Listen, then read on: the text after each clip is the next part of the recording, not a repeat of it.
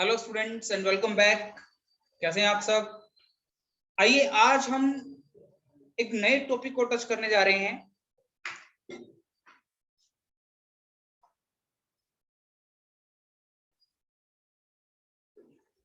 Standard coast.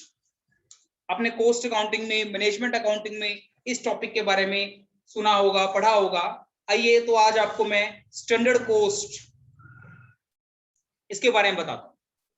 नाम से clear हो रहा है सर, स्टैंडर्ड कोस्ट। स्टैंडर्ड का मतलब होता है सर किसी भी चीज के लिए कोई पैरामीटर सेट करना। तो यहां पर स्टैंडर्ड कोस्ट का मतलब क्या होगा सर? जो भी हम प्रोडक्शन करने जा रहे हैं, जिस भी प्रोसेस के साथ हम डील करने वाले हैं, जो भी चीज बनाने वाले हैं, उसके लिए एक पहले से ही एक स्टैंडर्ड कॉस्ट सेट कर देना, यानी कि प्री डिटरमाइंड कॉस्ट है ये, जो हम पहले से ही क्या करते हैं सर? डिटरमाइन करते हैं। किस लिए? ताकि हम क्या कर सकें, ताकि हम अपने प्रोडक्शन जो हम करने जा रहे हैं उसकी कॉस्ट को कंट्रोल कर सकें। अगर हम स्टैंडर्ड ही सेट नहीं करते, अगर हम स्टैंडर्ड को सेट नहीं करते हैं तो क्या होगा? अगर हमने स्टैंडर्ड सेट नहीं किया तो हमारी कॉस्ट की वेरिएशंस बहुत ज्यादा हो सकती हैं। मैंने सेट ही नहीं किया कि मैंने एक प्रोडक्ट बनाना है, ये प्रोडक्ट 100 रुपए में बनना चाहिए, तो मुझे पता कैसे लगेगा कि सर वो जो मेरी कॉस्ट एक्चुअल में आई है वो सही है कि गलत है? सपोज करें एक्चुअल में जो मेरी कॉस्ट आई वो आई 150। मेरे लिए तो ये सही होनी चाहिए। अगर मैंने स्टैंडर्ड सेट ना किया हो तो इस 150 से क्या हम कुछ चेक कर सकते हैं? नहीं सर, कुछ भी चेक नहीं कर सकते। चेक किसके साथ करेंगे सर? स्टैंडर्ड के साथ एक्चुअल को कंपेयर करके ही तो चेक करेंगे ना, कि सर हमारी कॉस्ट एक्स्ट्रा लग गई या हमारी कॉस्ट में कुछ हमें बेनिफिट हुआ है, कुछ एफिशिएंसी आई है हमारी कॉस्ट में। समझ रहे हैं बात को? कि सर जब तक स्टैंडर्ड नहीं होगा, एक्चुअल की जो आप परफॉर्मेंस है उसे मेजर कर भी लोगे तो आप उसे कंट्रोल नहीं कर सकते, क्योंकि कंट्रोलिंग के लिए सबसे पहले क्या जरूरी होता है? स्टैंडर्ड जरूरी होता है। एक हिस्टोरिकल कॉस्ट आपने पढ़ा होगा। हिस्टोरिकल कॉस्ट क्या है? वो ये है, काम हो जाने के बाद जो हम उसका खर्चा लगा है उसे टोटल कर लेते हैं और लास्ट में उसकी कॉस्ट निकाल देते हैं, दैट इज हिस्टोरिकल कॉस्ट। इसमें बहुत सारी कमियां रह जाती हैं सर। हम एक्चुअल को अंदर कंपेयर तो कर लेंगे, लेकिन उसको एक्चुअल को कंप्यूट तो कर लेंगे, लेकिन उसको कंपेयर किससे करें?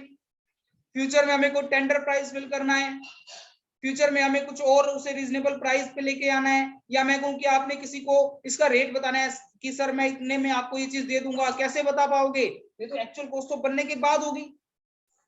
जब तक आपके पास स्टैंडर्ड नहीं होगा तब तक एक्चुअल से आपको वो सारी इंफॉर्मेशन नहीं मिल पाती जो हमें चाहिए होती है।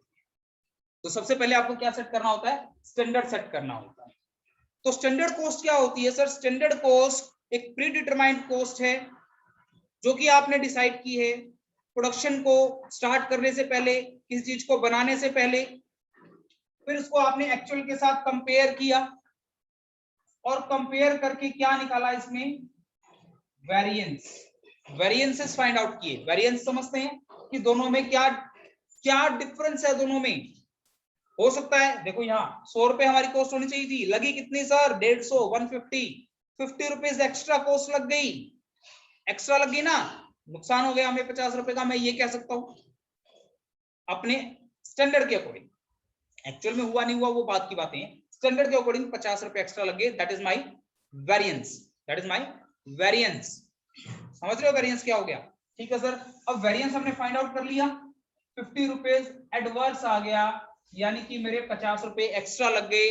अब मुझे क्या करना होगा सर? इस वेरिएंस के बारे में मैनेजमेंट को बताना होगा। अगर मैं खुद मैनेजमेंट पे हूं तो मुझे इसके लिए क्या करना होगा सर? इसके करेक्टिव एक्शन या रेमेडियल एक्शन हमें लेने होंगे कि हमें ये वेरिएंस ठीक करना होगा, हमारे 50 रुपए एक्स्ट्रा क्यों लगे। वो सब कुछ कहां से पता लगा सर? यहां से स्टैंडर्ड को एक्चुअल से कंपेयर करके वेरिएंस निकाला, फिर करेक्टिव एक्शन लिए। तो स्टैंडर्ड कॉस्ट बहुत जरूरी है आपको डिसाइड करनी। प्री डिटरमाइंड कॉस्ट है, पहले से डिसाइड की गई कॉस्ट है, उसको हम कंपेयर किसके साथ करते हैं सर? एक्चुअल के साथ करते हैं, तभी हमें कोई रिजल्ट मिलता है, वेरिएंस सामने आते हैं। जी सर। समझ आई इतनी बात? तो यहाँ हमने स्टैंडर्ड कॉस्ट देख लिया। स्टैंडर्ड कॉस्ट के बारे में आप ये कह सकते हैं सर, स्टैंडर्ड कॉस्ट एक प्री डिटरमाइंड कॉस्ट है जो आप पहले से डिटरमाइन करते हैं। स्टैंडर्ड कॉस्ट आपके पास्ट एक्सपीरियंस पे बेस होती है। आपको पिछला एक्सपीरियंस कितना है, आपके मतलब एक्सपीरियंस के अंदर मतलब ये हो गया कि सर उस चीज को बनाने के लिए आपके पास पिछला डाटा क्या अवेलेबल है, उस डाटा पे बेस होती है। स्टैंडर्ड कॉस्ट किसी भी प्रोडक्ट सर्विस के लिए आप निकाल सकते हैं। स्टैंडर्ड कॉस्ट आपकी कॉस्ट का कंट्रोल करने का बेस बनती है। कॉस्ट कंट्रोल का क्या बनती है, बेस बनती है। इसी के साथ तो हम कंपेयर करते हैं। स्टैंडर्ड कॉस्ट को मनी की टर्म में या क्वांटिटी की टर्म में भी एक्सप्रेस किया जा सकता है। 100 रुपए 10 यूनिट, इस तरह से मनी और क्वांटिटी दोनों ही फॉर्म में स्टैंडर्ड कॉस्ट को क्या कर सकते हैं, हम डिटरमाइन कर सकते हैं। और स्टैंडर्ड कॉस्ट कंटिन्यूअसली चलने वाली एक प्रोसेस है। ठीक है, स्टैंडर्ड कॉस्ट समझ आ गया। स्टैंडर्ड कॉस्टिंग क्या होता है, ये तो था स्टैंडर्ड कॉस्ट। स्टैंडर्ड कॉस्टिंग वो प्रोसेस है जिसके थ्रू आपने ये सारा काम किया। ये सारा काम जो किया वो क्या है, स्टैंडर्ड कॉस्टिंग, यानी कि स्टैंडर्ड कॉस्ट को डिटरमाइन करना। स्टैंडर्ड कॉस्टिंग क्या है, सारी प्रोसेस है जिसके थ्रू ये सारा काम किया जा रहा है। क्या किया जा रहा है सर, सबसे पहले स्टैंडर्ड को सेट किया गया, फिर एक्चुअल को मेजर किया गया, फिर स्टैंडर्ड और एक्चुअल को कंपेयर किया गया। कंपेयर करने के बाद वेरिएंस निकाले गए और वेरिएंस निकालने के बाद करेक्टिव एक्शन लिया गया। ये सारा काम किस में आएगा, स्टैंडर्ड कॉस्टिंग की प्रोसेस में आएगा। तो स्टैंडर्ड कॉस्ट क्या है, स्टैंडर्ड कॉस्ट प्रीडिटरमाइंड कॉस्ट है जिसकी बेस पे हम कंट्रोल करते हैं। स्टैंडर्ड कॉस्टिंग वो प्रोसेस है जिसके थ्रू ये सारा काम हो रहा है और ये प्रोसेस कंटिन्यूअस चलती रहती है। समझे बात को? कई बार बच्चे कंफ्यूज हो जाते हैं एक चीज के अंदर कि सर स्टैंडर्ड कॉस्ट और एस्टिमेटेड कॉस्ट में क्या डिफरेंस होता है। दोनों ही प्रीडिटरमाइंड कॉस्ट है, दोनों में क्या फर्क है, standard cost and estimated cost. कई बार क्वेश्चन भी आ जाता है हमारे पास, difference between standard cost and estimated cost. Standard cost और एस्टिमेटेड कॉस्ट में क्या डिफरेंस है, मैं आपको यहाँ पर दोनों का मीनिंग बता देता हूँ। डिफरेंस आप अपने आप कर सकते हैं, कोई इशू नहीं है। बजटरी कंट्रोल आपने पहले किया हुआ है, उसका डिफरेंस भी आप इसके साथ कर सकते हैं। तो आइए, स्टैंडर्ड कॉस्ट और estimated cost, standard cost and estimated cost. Standard cost, standard cost मैंने क्या बताया सर, पास्ट एक्सपीरियंस के बेस पे आपने एक कॉस्ट सेट कर दी। ये भी पहले से ही प्रोडक्शन करने से पहले होती है, ये भी प्रोडक्शन करने से पहले होती है, लेकिन इसके लिए कोई एक्सपीरियंस मैंने नहीं रखता। मैं घर बना रहा हूं, सामने वाला घर बन रहा है मेरा, और मैं उस घर के अंदर मैंने उसको बनाने से पहले कुछ नहीं सोचा, बस अंदाजा लगा लिया यार 10 लाख रुपए लग जाएंगे, 15 लाख लग जाएंगे, 10-15 लाख रुपए में बन जाएगा। This is my estimation, estimated cost.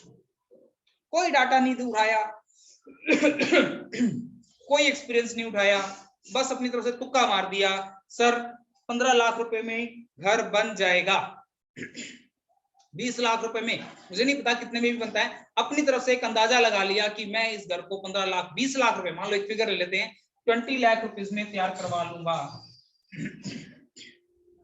This is estimated cost. Standard cost इसके मुकाबले काफी रिलायबल होती है, काफी एक्यूरेट होती है, एक्सपीरियंस से बनाई जाती है।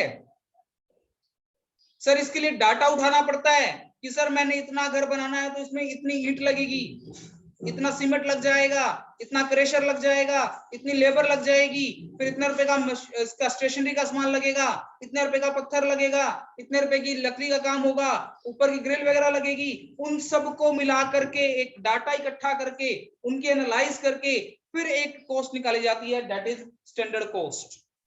तो बताएं कौन सी ज्यादा रिलायबल है, ये कि ये? डेफिनेटली सर स्टैंडर्ड कॉस्ट ज्यादा रिलायबल है। इसके लिए कोई एक्सपीरियंस नहीं चाहिए होता है, लेकिन यहाँ पे एक्सपीरियंस चाहिए होता है। सर ये कोई भी कर सकता है, आप भी कर सकते हो, मैं भी कर सकता हूँ। सोते जाते उठते बैठते कभी भी आप इसका एक्सपीरियंस, इसके लिए आप एस्टिमेट कर सकते हो किसी भी कॉस्ट को, लेकिन ये हर कोई नहीं कर सकता। इसमें बार बार चेंज आते रहते हैं, फ्लेक्सिबल है।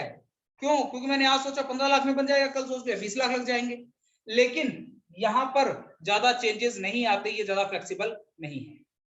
हाँ, मार्केट के अंदर रेट्स अप डाउन सॉरी, अगर मार्केट में रेट अप डाउन हो जाए किसी चीज के, फिर इसमें चेंजेस आ सकते हैं। तो स्टैंडर्ड कॉस्टिंग के लिए मैं ये कह सकता हूं सर, क्या कह सकता हूं, इतनी कॉस्ट होनी चाहिए। मैंने स्टैंडर्ड सेट कर दिया कि मेरा घर 25 लाख रुपए में बन जाना चाहिए, दैट इज स्टैंडर्ड। ठीक है, और एस्टिमेट में क्या होता है, हो सकता है इतनी हो। समझ रहे हो बात को, होनी चाहिए, होनी चाहिए, हो सकता है इतनी हो, ये डिफरेंस आ जाता है, ये डिफरेंस होता है स्टैंडर्ड एंड एस्टिमेटेड कॉस्ट में। चलिए आगे। जी सर, चलिए आगे। स्टैंडर्ड कॉस्टिंग के अंदर हमने बात कर ली सर, जो आपने स्टैंडर्ड सेट किया उसको एक्चुअल से कंपेयर किया, उनका डिफरेंस निकाला कंपैरिजन करके, that difference is called variance. Variance दो तरह का होता है सर, फेवरेबल और अनफेवरेबल। वेरिएंस जो होता है ना, वो दो तरह का होता है, फेवरेबल और अनफेवरेबल, जिसको हम कह सकते हैं प्लस का वेरिएंस या माइनस का वेरिएंस, या इसको बोल सकता हूं क्रेडिट वेरिएंस और इसको बोल सकता हूं डेबिट वेरिएंस। ठीक है, इसको मैं एडवर्स वेरिएंस भी बोल सकता हूं, नेगेटिव वेरिएंस भी बोल सकता हूं। ठीक है, तो अगर आपकी सपोज करो कॉस्ट लगनी चाहिए थी स्टैंडर्ड 100 रुपए, एक्चुअल में लगी कितनी 120 रुपए, तो सर 20 रुपए एक्स्ट्रा लगी ना, एक्स्ट्रा लगी तो माइनस का 20 हो गया, तो सर इसको हम बोलेंगे अनफेवरेबल वेरिएंस। अगर आपकी कॉस्ट 100 रुपए स्टैंडर्ड थी और आपके लगे कितने 80 रुपए एक्चुअल में, तो सर आपके 20 रुपए बच गए, दिस इज फेवरेबल वेरिएंस। तो आई थिंक वेरिएंस के बारे में समझ आ गया होगा, कौन सा फेवरेबल होता है कौन सा अनफेवरेबल होता है। ठीक है जी सर, समझ आ गया। उसके बाद अगर हम बात करें वेरिएंस निकालने की, तो आपके पास मटेरियल वेरिएंस अलग से निकाला जाता है, लेबर वेरिएंस अलग से निकाला जाता है, ओवरहेड वेरिएंस अलग से निकाला जाता है। आज मैं बात करूंगा आपके साथ मटेरियल वेरिएंस की। मटेरियल वेरिएंस के अंदर क्या होता है सर, कई तरह के वेरिएंस आते हैं, मैं अभी डील करता हूं सर सबसे पहले मटेरियल कॉस्ट वेरिएंस को। ध्यान से समझिएगा, मटेरियल कॉस्ट वेरिएंस, इसको शॉर्टकट में MCV बोलते हैं, मटेरियल कॉस्ट वेरिएंस। पूरी की पूरी कॉस्ट के अंदर इसका वेरिएंस निकाला जाता है, मतलब आपकी स्टैंडर्ड कॉस्ट को एक्चुअल कॉस्ट से कंपेयर करके टोटल कॉस्ट का वेरिएंस देखा जाता है। तो मटेरियल कॉस्ट वेरिएंस कैसे कैलकुलेट होगा sir, material cost variance calculate होगा standard cost minus actual cost, standard cost minus actual cost. अभी बताया ना आपको, स्टैंडर्ड था 100, एक्चुअल लग गई 120, तो माइनस का 20 आ गया, यानी कि एडवर्स वेरिएंस हो गया। ठीक है, एडवर्स वेरिएंस हो गया आपके पास ये, तो इसका फॉर्मूला हो गया standard cost minus actual cost.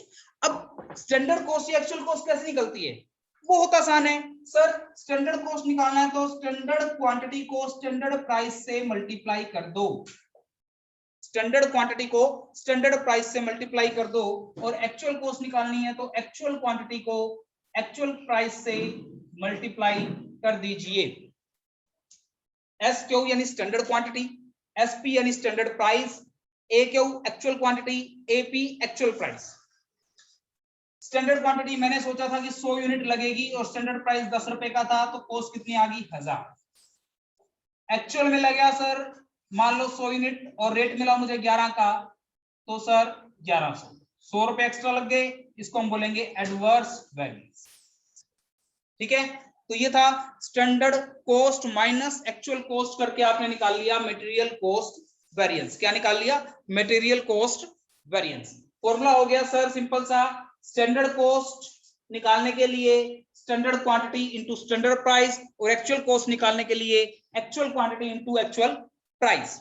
अब यहां पर एक चीज और बता दूं मैं, जो आप स्टैंडर्ड क्वांटिटी लेंगे ना, स्टैंडर्ड क्वांटिटी याद रखना इस चीज को, इसी के कारण क्वेश्चन गलत होते हैं हमारे, ये चीज अगर समझ आ गई तो क्वेश्चन गलत नहीं होंगे।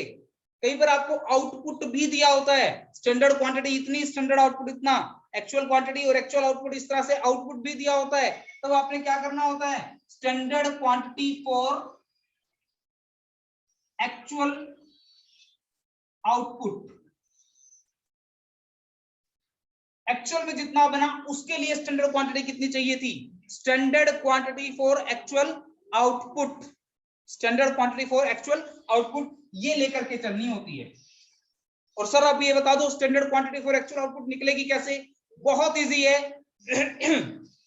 फार्मूला याद रखने की जरूरत नहीं है, आपको सिर्फ और सिर्फ समझने की जरूरत है, उसके बाद फार्मूला अपने आप बन जाता है। समझते हैं sir, standard quantity for actual output कैसे होगा, standard quantity for actual output कैसे निकलेगी? सपोज करो मैंने स्टैंडर्ड सेट किया 1000 किलो 1000 केजी अगर मैं मटेरियल यूज करता हूं तो मेरे पास 100 यूनिट बन जाएगी। क्या स्टैंडर्ड सेट किया मैंने कि अगर मैं 1000 किलो रॉ मटेरियल यूज करता हूं तो मेरे पास 100 यूनिट बन जाएगी, यानी कि ये हो गया मेरा स्टैंडर्ड का काम। ये मैंने सोचा था ऐसा हो जाएगा, मैंने डिसाइड किया था ये। लेकिन एक्चुअल में मेरे पास क्या हुआ सर, एक्चुअल में जो मेरे पास है वो मेरे पास यूनिट बन के आई, मान लो 120। कितनी यूनिट बन के आई? 120। तो सर मैं ये कह सकता हूं कि एक यूनिट को बनाने के लिए कितने किलो माल चाहिए था? 10 किलो माल चाहिए था according to my standard. Actual में आउटपुट, एक्चुअल में यूनिट बनी कितनी? 120 यूनिट्स बन गई। एक यूनिट को बनाने में कितना माल चाहिए था? 10 किलो। तो 120 यूनिट को बनाने में कितना माल चाहिए होगा? 1200 किलो। ये जो होगा 1200 kilo, this is standard quantity for actual output. हमारे हिसाब से स्टैंडर्ड के अकॉर्डिंग 10 किलो माल लगना था एक क्वांटिटी को, एक यूनिट को बनाने में। आपने बनाई कितनी सर? 120 यूनिट। तो स्टैंडर्ड के अकॉर्डिंग आपकी 1200 किलो रॉ मटेरियल लग जाना चाहिए था। This is called standard quantity for actual output. क्या किया मैंने? स्टैंडर्ड क्वांटिटी जो मैंने सेट की, स्टैंडर्ड क्वांटिटी डिवाइडेड बाय जो मेरी स्टैंडर्ड यूनिट बनाने के लिए मैंने सोचा था, standard output 10 kilo per unit आ गया, इनटू में एक्चुअल में कितनी बनाई? 120, इनटू में actual output. This is the formula for standard quantity for actual output. I think समझ आ गया होगा sir standard quantity for actual output क्या है, standard quantity for actual output है क्या चीज, ये हमें समझ आ गया होगा। यही सबसे इंपॉर्टेंट चीज है इस फॉर्मूले में। देखने में तो बहुत इजी सा है और करने में भी बहुत इजी है। गलती कहां होती है सर? हम स्टैंडर्ड क्वांटिटी जो हमें दी होती है, हम ये 1000 किलो ले लेते हैं। सर ये 1000 किलो नहीं लेनी, सर ये 1000 किलो नहीं लेनी, सर ये कितनी लेनी है? 1200 किलो, 1200 केजी, ये लिया जाएगा standard quantity for actual output. बोलिए standard quantity for actual output आपको समझ आया कि नहीं आया? ये था हमारे पास standard quantity for actual output. अब हम आगे चलेंगे।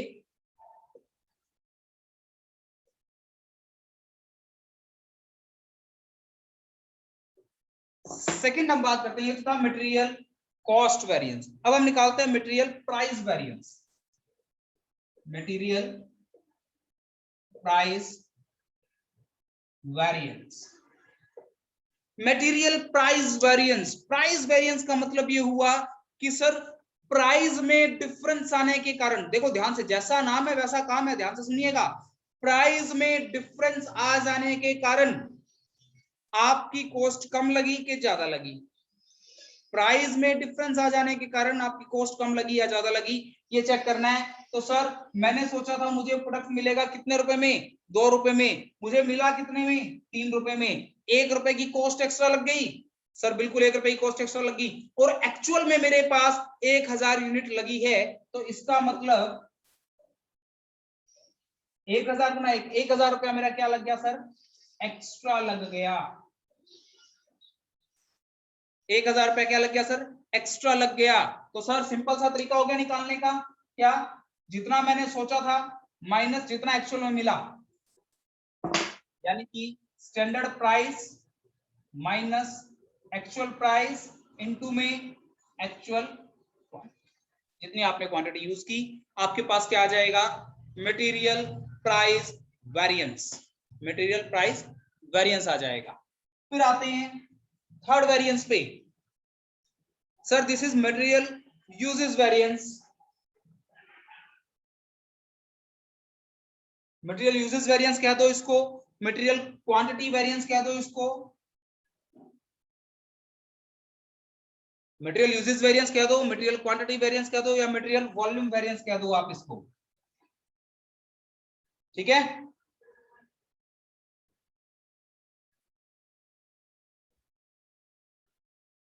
यानी कि आपका नाम से क्लियर हो रहा है, मटेरियल यूज, स्टैंडर्ड क्वांटिटी कितनी सोची थी और एक्चुअल में कितनी लग गई, स्टैंडर्ड क्वांटिटी कितनी सोची थी और एक्चुअल में कितनी लग गई, उसका difference, standard quantity minus actual quantity, कितना मैंने सोचा था लगना चाहिए माइनस कितनी क्वांटिटी लग गई इनटू में स्टैंडर्ड प्राइस, ये जो आपके पास आएगा सर इसे हम बोलेंगे क्या, मटेरियल यूजेस वेरिएंस। क्या बोलेंगे, मटेरियल यूजेस वेरिएंस, या इसको हम बोलेंगे मटेरियल क्वांटिटी वेरिएंस, या इसको हम बोलेंगे मटेरियल वॉल्यूम वेरिएंस। सर अब इसका मटेरियल यूजेस वेरिएंस का और मटेरियल प्राइस वेरिएंस का क्या कॉन्टेक्ट है मटेरियल कॉस्ट वेरिएंस से, कॉस्ट के अंदर प्राइस भी आता है और यूज भी आता है, दोनों आते हैं ना, तो यानी कि ये दोनों वेरिएंस इसी के अंदर इंक्लूड होते हैं। मैं ये लिख सकता हूं कि material cost variance, material cost variance किसके इक्विवेलेंट होगा, मटेरियल प्राइस वेरिएंस और मटेरियल यूजेस वेरिएंस, इन दोनों को मिला करके क्या बनता है हमारे पास, मटेरियल कॉस्ट वेरिएंस बनता है। इसका प्लस इसका टोटल क्या आएगा जी, मटेरियल कॉस्ट वेरिएंस होगा। यानी कि अगर आपके पास कोई दो आ जाए तो आप तीसरा निकाल सकते हैं इक्वेशन में प्लस माइनस करके, ठीक है।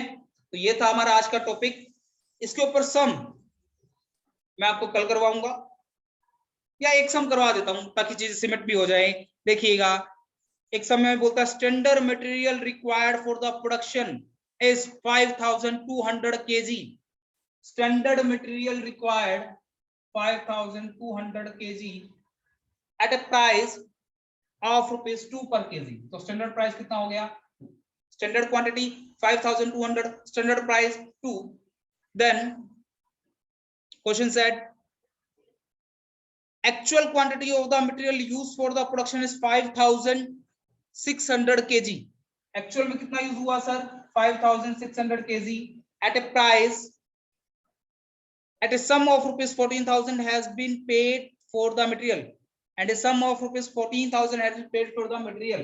कितने रुपए पे किए 14,000, कितनी क्वांटिटी के लिए 5600 क्वांटिटी, यानी कि कितने रुपए के हिसाब से आपको मिला ये मटेरियल, 2.5 रुपए पर किलो पर केजी, तो इनटू में ₹2.50। इसको इसमें से माइनस कर देंगे तो ये आ जाएगा सर 3600 एडवर्स, क्या आ जाएगा 3600 एडवर्स, ठीक है। तो आज के लिए इतना ही करेंगे, कल इसी सम को मैं कंप्लीट करवाऊंगा आपको और आपको समझाऊंगा कि जी ये मटेरियल वेरिएंस और ये कॉस्ट वेरिएंस और ये यूसेज वेरिएंस है क्या भला, किस तरह से हमने इसको अलग अलग कैलकुलेट क्यों किया, फिर इकट्ठा किया तो इसके बराबर क्यों आया, ये सब कुछ बातें हम करेंगे, लेकिन आज नहीं कल करेंगे। तो तब तक के लिए थैंक यू सो मच, देखते रहें, लाइक जरूर कर दीजिएगा, लाइक शेयर एंड सब्सक्राइब कर दीजिएगा। Thank you and bye bye.